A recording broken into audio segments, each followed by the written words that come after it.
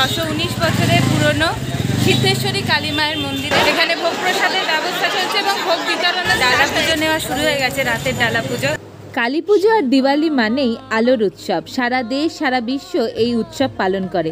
আমরা আজকের ভিডিওতে আপনাদের পরিচয় করাবো হুগলি জেলার সুপ্রাচীন এবং অন্যতম কালী মন্দির সিদ্ধেশ্বরী মায়ের মন্দিরে। আর এখানকার ঐতিহ্য এবং এখানকার কালী মায়ের মাহাত্ম্য সব কিছু জানাবো এই ভিডিওতে।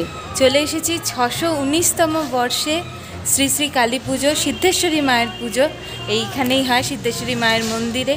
আর এত সুপ্রাচীন পুজো, তার ঐতিহ্য তো নিশ্চয়ই আপনারা বুঝতেই পারছেন। পুরো জায়গাটা সাজানো হয়ে গেছে, খুব সুন্দর করে আলো দেওয়া হয়েছে। কালী পুজোর রাতে এখানে হাজারে হাজারে মানুষকে বিনামূল্যে ভোগ প্রসাদ বিতরণ করা হয়। আর তার সাথে থাকে বিশেষ মহাপ্রসাদ বা মালসা ভোগের ব্যবস্থা পরের দিন সকালে। এইটা হচ্ছে ট্রাস্টি অফিস, আর এই পাশে হচ্ছে ভোগ প্রসাদের ঘর, মানে নিত্য পূজার পর যে ভোগ প্রসাদ দেওয়া হয় সেটা। এই যে এখানে কখন কি দেওয়া হয় প্রসাদ, প্রতিদিনের যে ভোগ প্রসাদ হয় সেইটা এখান থেকেই সংগ্রহ করতে হয়। এখন ঘড়িতে বাজে রাত্রি 8টা। ডালা পুজো নেওয়া শুরু হয়ে গেছে, রাতের ডালা পুজো। আর এদিকে চলছে বৃষ্টি, তার মধ্যেই আমরা চলে এসেছি এই 619 বছরের পুরনো সিদ্ধেশ্বরী কালী মায়ের মন্দিরের ঠিক সামনে।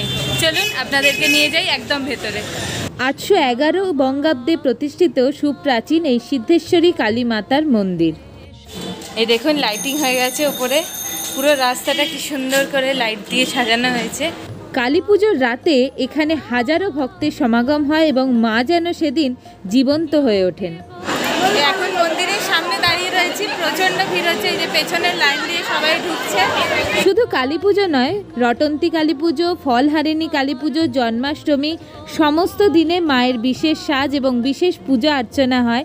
তার সাথে প্রতি পূর্ণিমা অমাবস্যায় মায়ের বিশেষ পুজো হয় এবং নিত্য পুজো, তার সাথে মঙ্গলারতি, সন্ধ্যারতি অনুষ্ঠিত হয় এবং প্রতিদিন ভোগ প্রসাদেরও ব্যবস্থা থাকে ট্রাস্টি অফিস থেকে কুপন কেটে। এবং এই কারণেই এই জাগ্রত মায়ের মন্দিরের প্রসাদ ভক্তগণ বিবাহ, অন্নপ্রাশন, জন্মদিন যে কোনো শুভ কাজে নিয়ে যান।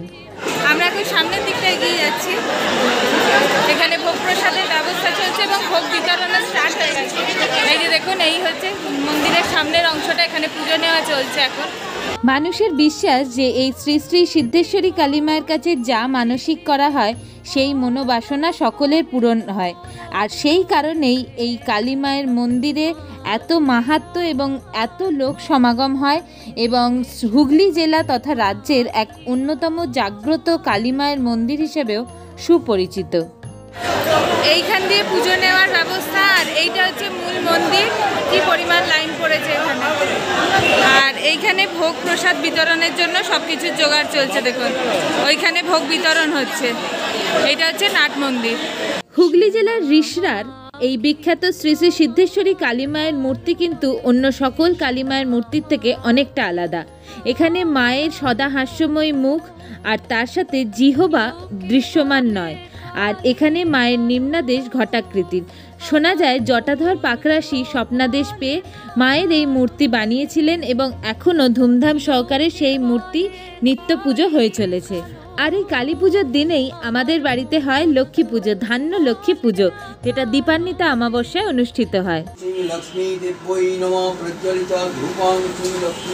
আর আমরা পেয়ে গেছি শ্রী শ্রী সিদ্ধেশ্বরী কালী মায়ের মন্দিরের মালসা ভোগ প্রসাদ। মালসা ভোগ প্রসাদে রয়েছে খিচুড়ি, আলু ভাজা, তার সাথে পোলাও, আলুর দম, চাটনি এবং পায়েস। আর দেখে নিন আমার করা একটা ছোট্ট সুন্দর রঙ্গোলি আপনাদের জন্য। কেমন লাগলো জানাতে ভুলবেন না কিন্তু।